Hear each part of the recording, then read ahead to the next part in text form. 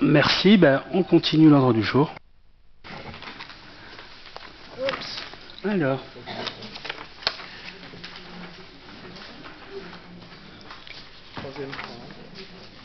C'est quoi? Ah, c'est moi, merde. Rapport d'activité. Rapport d'activité de tiers communauté. Vous l'avez tous reçu. Donc je vais vous le balayer rapidement. Vous l'avez pas eu dans l'envoi? D'accord. Ah. Donc je vais vous le balayer rapidement avec les chiffres principaux. Donc tiers communauté, donc c'était, donc c'est le dernier rapport, l'avant-dernier, parce qu'il restera le rapport 2016. C'est la fusion de 4 communes. Donc population en 2015 était de 15 157 habitants. Donc, qu'est-ce que je peux vous dire là-dessus? Donc, tout ce qui est collecte traditionnelle, sélective, déchetterie et centre de transfert, tout ça c'est fait en régie. Tout ce qui est transport de déchets, tri, compostage, traitement, c'est fait avec des prestataires. Donc, on avait un contrat qui couvrait jusqu'au 1er octobre 2016 et qu'on a prolongé jusqu'au 31/12/2017. Parce que, comme vous le savez, on aura le droit d'enfouir jusqu'à fin 2017 et après il va falloir qu'on bascule, la compétence basculera à Thiers-d'Or-et-Montagne et on sera obligé d'aller au Valtom et ça nous coûtera un petit peu plus cher. En termes de masse salariale au niveau de tout ce qu'il y a, tous les agents qui sont affectés aux ordures ménagères et à la déchetterie, ça nous fait à peu près 14 équivalents temps plein. Et pour les prestataires qui interviennent, à peu près 2,5 équivalents temps plein. Fréquence des ramassages inchangée depuis longtemps. Donc pour les ordures ménagères, en zone urbaine, c'est 2 fois par semaine. En zone rurale, c'est 1 fois par semaine. Et la collecte sélective, en zone urbaine, c'est 1 fois par semaine. Et en rural, c'est 1 fois tous les 15 jours. Quelques chiffres sur si ça vous parle de kilomètres. Donc c'est les kilomètres parcourus pour le ramassage des ordures ménagères. 45 424 km pour les ordures ménagères, 3000 km pour la collecte du verre et 23 528 km pour les matériaux secs. Les quantités collectées par habitant. Donc je vous rappelle juste 2014, on était pour les ordures ménagères à 242 kg et on passe à 220 en 2015, soit une baisse de à peu près 9%. Pour la collecte du tri sélectif, on était à 58,33 kg par habitant en 2014. Mais on peut avoir un document, parce que vous dites des chiffres, ça défile. Ben c'est un document de CIRCO, donc il est consultable. Je ne sais pas si vous l'avez consulté. T'as pas d'écran? Voilà, ça c'est juste une présentation sommaire. Sinon c'est tiers communauté, c'est chaque année pareil. Donc vous ne l'aviez pas l'an dernier. Mais par contre, il a à disposition. On ne l'a pas vu dans le dossier, hein? Ah si, dans le dossier vous l'aviez. Ah non. Rapport sommaire? Dans la consultation. Mais vous en avez pris une copie, monsieur. Si, on en a fait une copie, monsieur Watin. Cherchez bien. Il était dedans. Oh, il est là. C'est pas ça? Ben voilà. Voilà. Donc quelques chiffres pour la collecte des encombrants. Donc c'est en nombre de 100 mètres cubes. Là il y a une grosse baisse parce qu'on demande toujours une participation de 6 € par mètre cube aux usagers. Donc en 2014 on était à 144 mètres cubes collectés et on chute en 2015, on passe à 14. Nombre d'enlèvements, on est passé de 41 en 2014 à 5 en 2015. Et pour un volume moyen de 3,51 en 2014, et on passe à 2,8 mètres cubes en 2015. Là, qu'est-ce qu'il y a d'autre qui pourrait vous intéresser? Hop, quelques chiffres intéressants. Les recettes, voilà, quelques chiffres financiers. Donc l'Actom représentait en 2014 1 532 686 €. Et comme on l'a augmenté en 2015, les recettes s'élevaient à 1 614 790. parce qu'on a augmenté, faut que je retrouve les taux, voilà, on les a augmentés en 2015, donc le taux plein est passé à 10% et le taux réduit à 8,21, ce qui nous amène justement cette augmentation de recettes. Et la redevance spéciale s'élevait à 43 655 €. Les recettes, autres recettes, donc c'est généralement les matériaux qu'on revend, éco-emballage qui nous a rapporté 77 200 €, les ventes de matériaux 135 286 €, j'arrondis à 3 centimes supérieurs, et la participation de ce que je vous disais tout à l'heure des usagers pour la collecte des encombrants, 49 359 €. Que dire d'autre? Dépenses de fonctionnement du service s'élèvent à 2 086 859 000 € pour un tonnage de 8 285 tonnes. Voilà. Donc, qu'est-ce que je pourrais vous dire d'autre sur ce rapport? Collecte ordures ménagères, encore des chiffres. Donc les quantités collectées en ordures ménagères, donc c'est par kilo et par habitant. En ordures ménagères, en 2014, nous étions à 242,11 kg par habitant. Légère progression, on passe à 247,46 kg.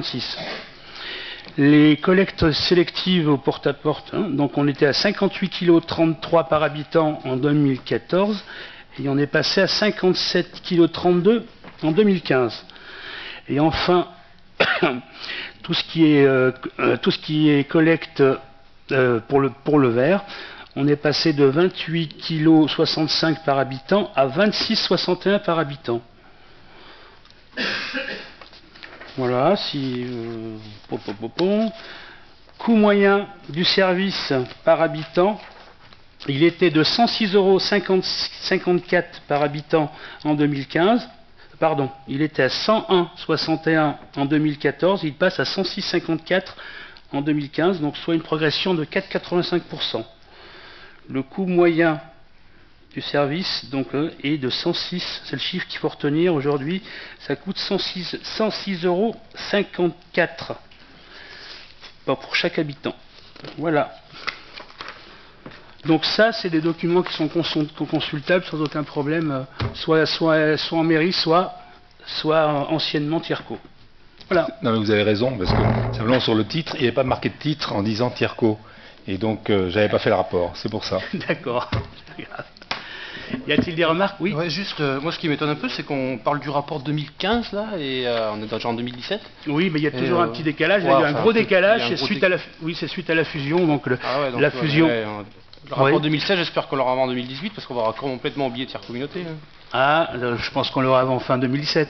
Non, là c'est la fusion, ça fait 1 an et demi qu'on travaille dessus, donc ça. Oui.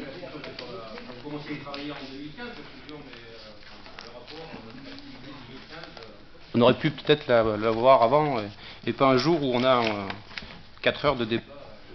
On aurait pu. Nous, on l'a passé à Tierco en fin d'année, voilà, effectivement. Voilà. Mais il est consultable quand vous voulez, où vous voulez. Y a-t-il donc il n'y a pas de vote, c'est juste de l'information. Donc s'il n'y a pas de remarques, on passe au point suivant. S'il vous plaît. Oui, madame. En 2015, il n'y avait aucune activité sur le centre de bien-être de Ah non, il n'y en a toujours pas. Il n'y en a toujours pas. Toujours pas. Ah bon? Il n'y a pas de location? Il y a ah pas... non, toujours pas. Les c'est travaux. pas toujours pas fait? Ah non, toujours pas fini. Donc les travaux, si tout va bien, devraient se terminer, je l'espère, en mai. Et les futurs locataires devraient prendre ouverture pour juin. Mais c'est toujours du conditionnel. Parce qu'on avait, je sais pas, il me semble qu'il y a très longtemps qu'on avait voté les budgets des travaux. Non, j'ai pas envie de reprendre le truc parce que je vais encore être désagréable. Donc je préfère rien dire. Ah bon? En quoi je suis désagréable? Non, je parlais de moi. Mais voilà, je sais pas. Donc voilà, le calendrier c'est fin mai, les fins des travaux, et les locataires, si tout se passe bien, rentrent dans les locaux au mois de juin. Donc voilà. Dossier aussi très long. Je vous l'accorde. Ensuite. Ah, et je vais passer la parole à Marino. Transfert pays. Alors, donc, refus de transfert de la compétence plus à la communauté de communes. Alors, la loi Allure, et notamment son article 136, prévoit le transfert automatique de la compétence plan local d'urbanisme aux communautés de communes à compter du 27 mars 2017. Cependant, les communes qui désirent garder cette compétence à l'échelon communal peuvent le faire si une minorité de blocage est obtenue. Cette minorité est obtenue si 25% des communes, c'est-à-dire dans le cadre de la nouvelle communauté de communes, c'est 8 communes, représentant 20% de la population, délibèrent avant le 27 mars 2017. Alors, la commune de Thiers, souhaitant conserver sa compétence en matière d'urbanisme afin de pouvoir organiser son cadre de vie en fonction d'objectifs particuliers de préservation patrimoniale, de développement économique ou d'urbanisation urbaine spécifique à la ville, donc a décidé de s'opposer au transfert de la compétence plus à l'intercommunalité et demande au conseil communautaire de prendre acte de la décision. Donc juste une petite précision à ce sujet. Donc les 30 communes qui composent notre nouvelle Comcom se sont toutes mis d'accord pour dénoncer, ils vont tous faire la même délib pour garder leurs compétences au niveau de... Voilà, et puis laisser le temps... Parce qu'il suffit qu'il y en a une ou deux, là, le calcul est un petit peu complexe, mais il suffit qu'il y en a une ou deux qui déclenchent ça et ça tombe au pot commun. Donc toutes les communes vont faire la même délibération pour qu'on prenne le temps, que cette compétence ne rentre pas dans le pot commun tout de suite. Oui, madame Malchon. Si j'ai bien compris, il faudrait aussi que les autres communes aient un plus. Donc voilà, si les autres communes n'ont pas les plus... Voilà, aujourd'hui, toutes les communes ont décidé de prendre leur temps et elles vont toutes passer cette délib avant fin mars, pour que chaque commune garde la main, voilà. Ouais, il y a plein, ou POS, il y a encore des POS. Donc voilà. Y a-t-il des remarques, des abstentions, des votes contre? Merci.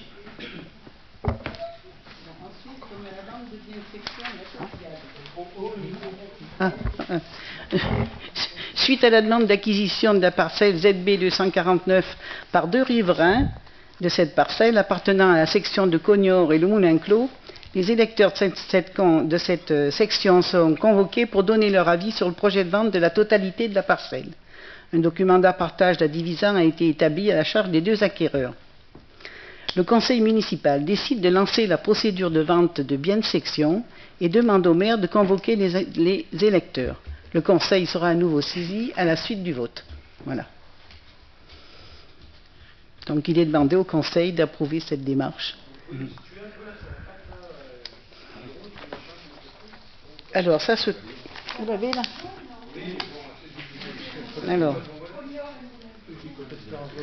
Alors ça se trouve vers les établissements Rexo. Pas tout à fait... Demande à Yves, il connaît bien la ville. Ah ben si vous connaissez, là, bon. Oui. Voilà, donc c'est... Donc il y a un des acquéreurs qui veut acquérir 7140 m², un autre 980 m². On a eu une estimation des domaines qui est de 0,50 € le mètre-carré, donc voilà. Mais comme il s'agit d'un bien de section, on doit d'abord faire une élection.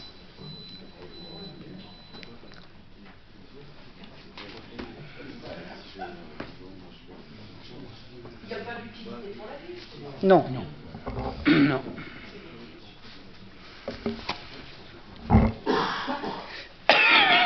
Y a-t-il des remarques? Des abstentions? Des votes contre? Merci. Après, nous avons une dénomination de voies. Il s'agit de 9 voies. Alors, afin d'offrir un meilleur service aux riverains des voies dans la commune et de permettre d'améliorer le fichier servant au recensement de la population, il est donné des noms aux voies qui n'en ont pas. Bon. Alors, sont dénommées les voies des villages de La Roche, La Goutte, Cartaillé, un chemin au Bolin, un chemin de Pont-Bas, la voie de la Cité Chevalier et la voie du lotissement du Champ du Bail. Alors, je peux peut-être vous donner, si vous... Alors, au village de La Roche, donc il y aura la route du Tara et la rue des Noyers. Alors, c'est un lieu dit qui est juste, voilà, donc ça, voilà, qui mène au Tara. La rue des Noyers, c'est une boucle. On n'a pas de, bon, c'est la boucle qui enserre le village. Ah, là, il est plus. Voilà, ben voilà, c'est la boucle verte. Là, c'est la rue des Noyers et la rue des Taras, c'est la jaune. Voilà. Ensuite, on a la route de la Goutte, c'est l'avenue de la Libération. L'origine, c'est l'avenue de la Libération et la fin, c'est la Goutte. Je sais pas si on l'a, là, oui. Voilà. Après, il y a la rue du Couder, c'est donc à la Goutte, là aussi. Alors là aussi, c'est un lieu dit, si je ne me trompe pas. Oui, c'est ça. Ça va au Couder. La rue du Couder, elle va au Couder. Elle part de la Goutte et elle va au Couder. Après, on a la rue du Champ du Bail. Là, c'est la rue donc de la zone du Champ du Bail. Voilà. Ensuite, on a le chemin de Chantelot. Non, avant, vous avez le chemin de Pont-Bas, c'est la rue du Faubourg de la Vidalie. Alors, ça part du Faubourg de la Vidalie et ça va jusqu'à la route de Pont-Bas. Voilà. Après, il y a le chemin de Chantelot, c'est la rue des Fontaines, donc ça doit être là-bas aussi. C'est vers les Belins, je crois, le chemin des... C'est ça, non? Je crois. Hein, c'est les Belins, le chemin des... C'est ça, voilà. Ensuite, la route de Cartaillé. Alors, l'origine, c'est pareil, là, c'est le chemin numéro 25 jusqu'à Cartaillé, fin Cartaillé. Cartaillé, donc c'est la partie au-dessus de, comment dire, c'est vers le lotissement des Pins, en allant, hein, c'est ça, en allant sur Escoutou, sur la partie haute au-dessus des... Voilà, c'est ça, tout à fait. Et puis il y a l'impasse de la Cité Chevalier, donc ça c'est vers la rue Adrien Leguet, c'est où il y a les cités Chevaliers, voilà. Donc qui n'étaient pas dénommées jusqu'à présent.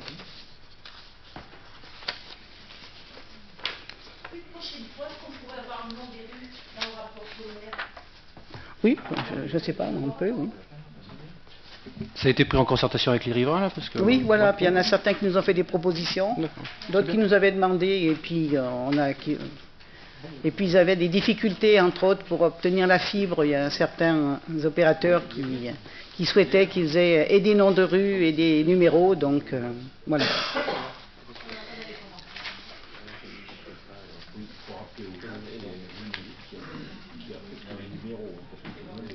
Ah oui, oui, c'est ça. Oui, c'est la mairie qui affecte les numéros des habitations.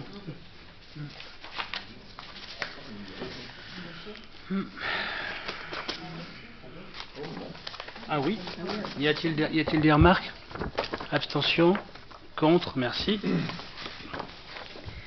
Après, nous avons un avenant numéro 2 à la convention de mandat office pour l'îlot Mercière. Alors, l'opération îlot Mercière porte sur la réalisation d'aménagements des espaces publics comprenant la place et la rue Mercière, la rue l'Astéra, l'impasse du Château et la rue des Vieilles Écoles. Alors, il y a eu d'abord une convention de mandat office pour l'espace public qui a été signée le 26 juillet 2013. Un avenant numéro 1 à la convention d'espace public a été signé en septembre 2015. Et donc, l'avenant numéro 2 porte sur le fait qu'au moment où ont été faits les travaux, il y a des événements qui sont apparus qui n'étaient pas prévus et qui ont fait qu'on a dû, entre autres, traiter le confortement des caves en injectant du ciment sur les contreforts qui reposaient dans le vide. Donc il y a eu des travaux supplémentaires à hauteur de 19 172 €. Alors au vu du montant esquivé des travaux de l'opération réelle, donc on est passé à 394 000 €.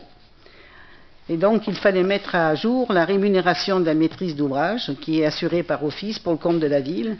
Et il s'agit donc d'une rémunération qui est à hauteur de 3,5% du montant des travaux et honoraires et à hauteur de 3 000 € hors taxe pour la concertation avec les riverains, soit une rémunération totale de 18 188 €. Et il s'agit justement de cette somme qui a donné l'avenant numéro 2 à la Convention. Voilà. Y a-t-il des remarques? Des abstentions? Des votes contre? Merci. Alors, après, nous avons une garantie d'emprunt office pour les 22 logements de la résidence Jean Moulin, donc qui est au Maule, qui est dans le quartier des Maules.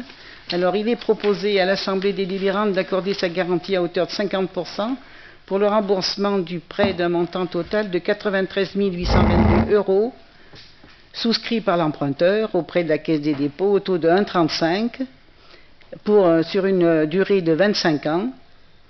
Les autres 50% sont pris en charge par le département. Voilà. Alors, si vous voulez, je peux vous dire qu'il s'agit de la réhabilitation des logements.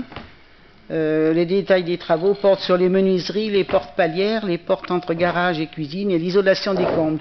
Il s'agit des petites maisons qui se trouvent derrière la gendarmerie.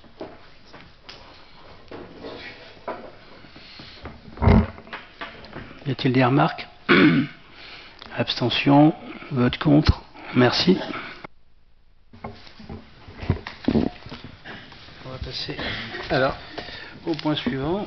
On va passer au rapport 2015 sur le prix et la qualité de l'eau et l'assainissement. Je vais essayer d'aller relativement rapidement, sachant que nous avons vu ce rapport lors de la commission.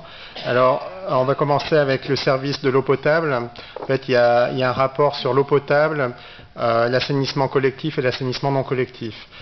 Le service d'eau potable, donc c'est environ un peu plus de 5000 abonnés. C'est un réseau relativement complexe et environ un peu plus de 170 km de réseau. Donc un réseau relativement long pour la ville. Nous avons là deux sources principales d'approvisionnement de la ville. L'une, en fait, les Étivaux et la Credogne pour à peu près 62%, donc pratiquement les 2/3 de l'eau de la ville, et 3 puits à Felay pour environ 34%. Et le reste, ce sont des sources qui sont prélevées dans ce que l'on appelle les villages est, donc Membrin et Pombin. Le rendement seuil est relativement bas, à 76,7%, sachant que le rendement réseau est à 76,7%. A priori, la loi nous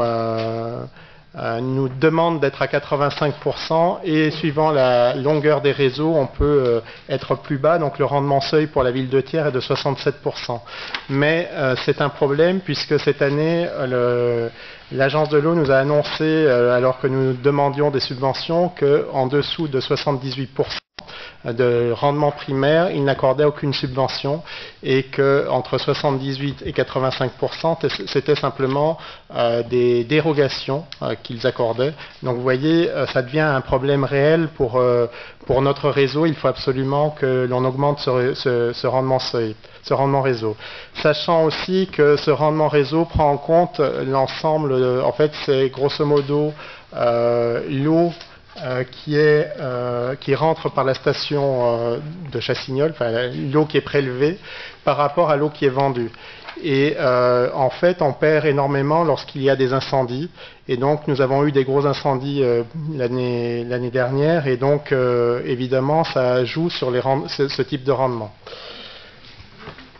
Pour ce qui est de l'évolution de la consommation, comme vous pouvez le voir, en fait, nous sommes en baisse constante depuis de longues années, en partie du fait de la baisse de la population et du fait du coût de l'eau qui fait que les habitants économisent de plus en plus leur eau. Les contrôles sanitaires sont relativement bons puisqu'on est à 100% conforme aussi bien pour les analyses réglementaires pour l'ARS que pour les autosurveillances faites par la SOR. Les travaux d'investissement, je ne vais pas rentrer dans le détail, mais nous avons un total de pratiquement 170 000 € hors taxes et réalisés par la SOR pour un peu moins de 30 000 €. Et les perspectives, eh bien, nous devons poursuivre en fait tout ce qui est mise en place des périmètres de protection des captages d'eau. Donc nous avons bon espoir cette année. En fait, on a déjà les rendus de l'hydrogéologue pour ce qui est de grosso modo du barrage de la Murate, et on devrait avoir cette année le rendu de l'hydrogéologue pour les sources de Felay. Et donc à partir de là, nous pourrons mettre en place les périmètres de protection. Donc nous avons bon espoir de commencer cette année une partie et de poursuivre l'an prochain, et donc de faire quelque chose qui est en germe depuis en fait la loi sur l'eau de 92. Ça devrait être mis en place depuis 97, donc on a un retard important, et c'est des choses qui sont absolument nécessaires du fait du risque que l'on peut avoir de pollution sur les sources, sur des terrains proches des sources d'approvisionnement. Après, il y a tout ce qui est le renouvellement du pré-traitement du barrage de la Murate. Nicolas en a parlé lors du DOB. La poursuite de la sectorisation qui nous permet de vérifier, de voir où sont les fuites beaucoup plus rapidement. Et la mise en place du programme de renouvellement des réseaux pour essayer d'améliorer donc le rendement en partie. C'est vraiment l'amélioration du rendement, c'est quelque chose qui demande 10 années. C'est pas quelque chose qu'on fait sur 1, 2, 3, même une mandature. C'est vraiment un travail de long terme qui nous est demandé. Pour ce qui est du réseau d'assainissement, c'est là aussi un réseau relativement complexe, alors avec une grosse station et plusieurs micro-stations, des déversoirs d'orage, des désableurs, etc., etc. Un réseau long, là aussi, 80 km de réseau unitaire, 50 de réseau séparatif et 38 km de réseau d'eau pluviale. Comme je vous le rappelle, le réseau séparatif ou le réseau unitaire est à la charge du budget assainissement, et normalement le réseau eau pluviale est à la charge du budget général. La station d'épuration de Sauvage Bitou a été prévue pour 20 000 équivalents habitants. C'est une station qui a été mise en place en 2007 et qui donne de très bons résultats, puisque les traitements qui sont mis en place par cette station sont assez poussés, et nous avons une eau de grande qualité à la sortie de cette station. Nous avons évidemment des problèmes récurrents dus à la serre solaire. L'expertise en a gagné un jugement en première instance, et nous espérons le poursuivre en seconde instance. Et nous espérons pouvoir offrir des solutions, même si, comme je vous l'avais rappelé, nous avions dans les boues de l'an dernier, en fait, les boues posent problème parce qu'il y a des métaux lourds, et en fait nous avions eu pendant 10 mois une absence de métaux lourds repérés dans ces boues, et donc ce qui nous permettait d'aller vers d'autres solutions en termes de traitement de ces boues, puisque pour l'instant nous sommes obligés de les envoyer vers une cimenterie. Alors, les chiffres, en fait, ici, qui vous sont présentés, les volumes traités à la sauvage de Sauvage Bitou, ce qui est important, c'est le volume bypassé, c'est-à-dire le volume rejeté dans les milieux naturels sans être traité. C'est un volume encore assez important. C'est d'ailleurs pour ça que l'agence de l'eau nous demande de l'autosurveillance plus poussée que ce qu'il n'était jusqu'à maintenant. Alors la problématique des boues, je viens d'en parler, je ne vais pas m'y attarder plus que cela. L'autre partie de la ville qui n'est pas traitée par la station de Sauvage Bitou, elle est traitée au sein du syndicat intercommunal d'assainissement de Saint-Rémy, Paladuc, Celles-sur-Durolle et quoi d'autre, La Monnerie et Thiers. Et donc pour la ville de Thiers, ça représente environ 1000 habitants. La station représente pratiquement 8000 équivalents habitants. Les travaux d'investissement qui ont été engagés en 2015 représentent un peu moins de 300 000 euros hors taxes. Les travaux engagés par l'ASSOR, un peu plus de 20 000 euros. Et pour les perspectives, eh bien en fait, comme vous le savez, pour ce qui est de l'assainissement, nous avons un programme pluriannuel qui couvre à peu près 10 ans. Et donc, l'idée, c'est de poursuivre et même d'amplifier sur certains points ce programme pluriannuel pour l'année qui vient. Donc, il y a en particulier, on va poursuivre ce programme et essayer d'aller un peu plus loin. Pour ce qui est de la facture d'un abonné pour 120 mètres cubes, Vous avez, en fait, c'est une facture type.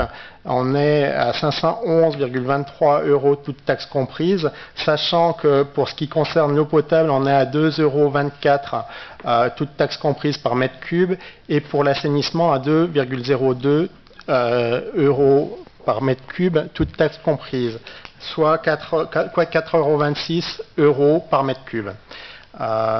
Nous avons ici l'évolution des factures. Donc vous voyez en fait les taux n'ayant pas bougé entre 2011 et 2015, en fait on est sur des choses assez continues. On est à 4,26 € en 2015 alors qu'on était à 4,28 € l'an dernier. Je n'ai pas eu le temps de fournir à M. Vatin ce qu'il me réclamait lors de la commission de vendredi. Je lui ferai parvenir, c'est-à-dire les chiffres des communes alentours. Il y a un site qui s'appelle Onema où vous pouvez avoir accès à tous ces chiffres des taux, aussi bien pour l'eau potable que pour l'assainissement en mètres cubes. Vous avez ici la répartition du prix de l'eau. Alors en haut, entre ce qui est eau, assainissement et ce qui relève de l'État et de l'Agence de l'eau, et en bas, ce qui relève de la part de la collectivité, la part du délégataire et les taxes. Pour ce qui concerne l'assainissement non collectif, nous avons poursuivi donc les contrôles qui étaient engagés. Nous sommes sur des chiffres un peu moindres qu'en 2014 parce que nous avons déjà réalisé pratiquement l'ensemble des diagnostics, sachant qu'en théorie ils auraient dû être terminés au 31 décembre 2012. Il nous en reste encore une quinzaine à diagnostiquer en 2016. Vous imaginez que ce sont les plus difficiles à diagnostiquer. Autre remarque, depuis novembre 2013, nous avons la compétence optionnelle qui nous permet d'obtenir des demandes de subventions aussi bien auprès de l'Agence de l'eau que du Conseil départemental du Puy-de-Dôme. Jusqu'à maintenant, nous n'avions droit qu'aux aides du Conseil départemental du Puy-de-Dôme, et donc nous pouvons obtenir les particuliers pourront obtenir à partir de cette année des subventions allant jusqu'à 80% du total des travaux, avec évidemment quand même un seuil supérieur. En fait, c'est par rapport à ce seuil supérieur qu'est calculé les 80%. Et les perspectives, eh bien, on va continuer pour ce qui est de l'aide pour la réhabilitation des installations existantes, et évidemment poursuivre pour ce qui est des aides à la subvention auprès du conseil départemental, et mettre en place des aides pour l'agence de l'eau. Je pense que... Et donc il est demandé au conseil d'approuver ce rapport. Celui-là, oui, sur l'eau. Ouais, j'aurais juste une petite remarque par rapport, j'ai pas trop compris, par rapport aux pertes entre la station et les factures. Donc je ne sais plus quel terme vous employez pour le taux de rendement, voilà. Le taux de rendement donc est descendu à 76%, ça quand même c'est très regrettable, parce que si on n'a plus le droit aux subventions pour faire les travaux, et j'ai vu que vous avez fait quelques tableaux sur le prix de l'eau là sur les 4 dernières 5 années, ça aurait été bien de le faire pour ça, parce que passé un moment on était en dessus de 80%, donc à voir si, ou pas loin de 80%, et savoir donc d'où ça vient, si c'est la SOR qui ne fait pas son travail, parce que j'ai un cas, je pourrais vous parler tout à l'heure, où ça fait 5 fois qu'ils viennent et ça fuit toujours, et donc c'est à cause de ce genre de problème qu'on risque de perdre des subventions, quoi. Alors sur le travail de la SOR, il est critiquable comme tout travaux. Maintenant les rendements en eux-mêmes sont pas bons depuis longtemps, et en fait c'est ce que j'expliquais, c'est que des seuils de ce type, c'est des choses de long terme. Après, il y a des effets de variation dus en particulier à tout ce qui est incendie, et là nous n'avons pas été aidés cette année avec des gros incendies. Alors je me souviens plus exactement des chiffres d'eau qui ont été tirés pour l'incendie en particulier de Hirsch, mais ça a été quelque chose d'assez impressionnant. Ils tiennent quand même compte de ça, oui. S'il y a quand même une estimation, les pompiers de ce qui oui. quelque chose près de ce qu'ils ont consommé, ils ne leur tirent pas de non, chiffres. en fait il y a les rendements primaires et après il y a des rendements secondaires. problème, c'est que les agences de l'eau fonctionnent, en fait, c'est des services déconcentrés de l'État, et nous sommes avec l'agence Loire-Bretagne. En fait, chaque agence a une politique différente et peut juger au travers de chiffres différents. Il se trouve que l'agence Loire-Bretagne juge par rapport au rendement primaire. Moi, j'en comprends les raisons. En fait, c'est le chiffre que l'on ne peut pas travestir. Les autres, on peut tous les travestir, en particulier si vous avez un incendie, c'est du déclaratif. Maintenant, il faut vous croire sur parole. Donc c'est pour ça que l'agence de l'eau a préféré ce chiffre par rapport à d'autres, ce qui est regrettable pour nous, mais qui s'explique aussi parce que il y a quand même un certain nombre de mensonges qui ont été commis sur un certain nombre de communes de France, et donc on en paye un peu le prix.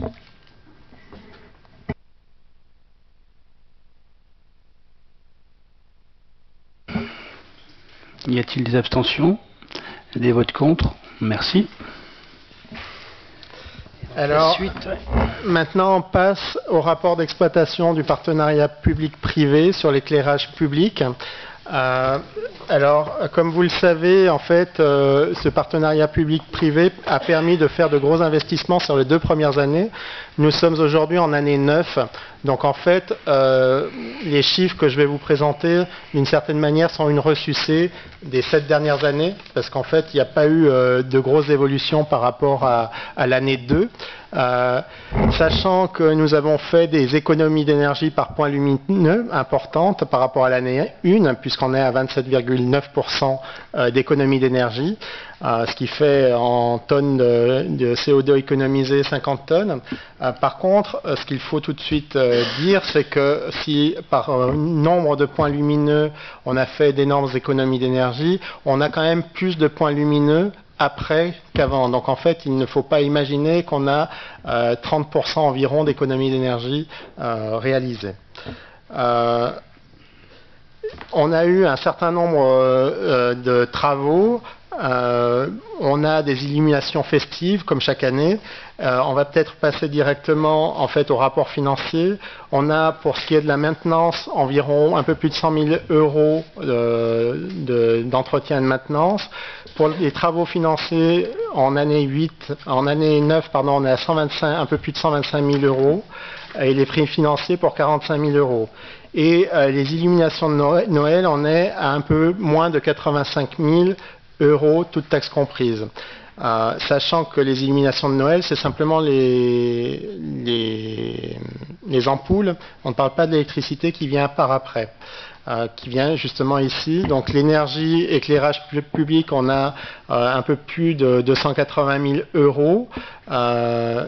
Pour les illuminations de Noël, on en est pour 21 000 euros. Donc si vous additionnez les deux, on est à plus de 100 000 euros, toutes taxes comprises, pour les illuminations de Noël. Et Nicolas n'en a pas parlé, mais en fait on a demandé à la SCI de ramener ce budget à 80 000 euros pour l'ensemble. Après, on a des intéressements sur l'économie d'énergie. Pardon ? Ça, c'est 2014-2015.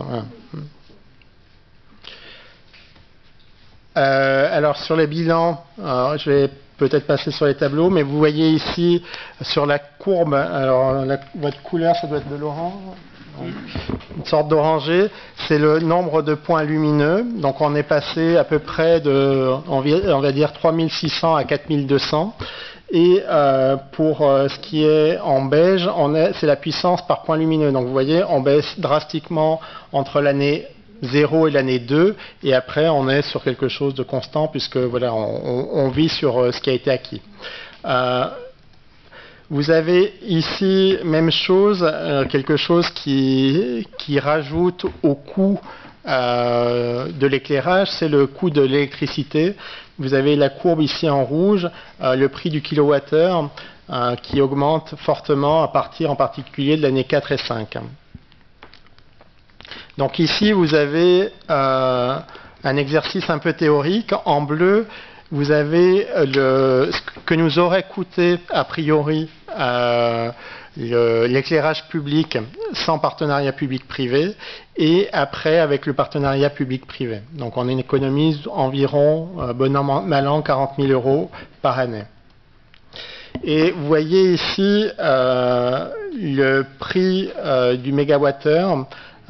Et donc, ce qui est important de noter, c'est que ce qui a le plus augmenté, c'est la partie violette, qui correspond aux taxes consommation. C'est le gros de l'augmentation à partir de 2010.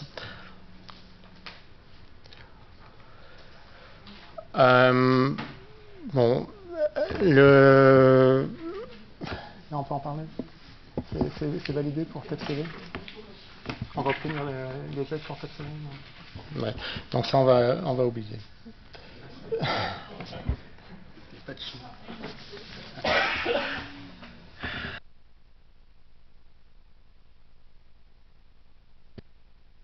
C'est simplement une présentation. Il n'y a pas de vote dessus. Et sur le rond-point de Chambon, il est passé à l'as, là. Bah oui, vous avez bien compris. Passer au point suivant, donc, ouais, sur les bois. Le point suivant concerne la spharéopsis des pins. Je suppose que vous êtes tous au courant de ce qu'est cette maladie. Oui. En fait, sur certains biens de section, nous avons des arbres malades et donc nous voulons mettre en place sur ces sections qui vous sont présentées ici, mettre en place le régime forestier et transmettre la gestion à l'Office national des forêts pour la coupe des bois, pour pouvoir utiliser ces bois avant qu'ils ne soient complètement inutilisables. Et en fait, ces différents lieux-dits, en fait, ce sont des biens de section qui appartiennent aux lieux-dits Sous-Cognor, la Châtaigneraie, les Bruyères. Voilà, et nous avons environ, au total, ça fait 80, attends, 45. Oui, ça fait un peu plus de 4 et 13. Ça fait un peu plus de 20 hectares.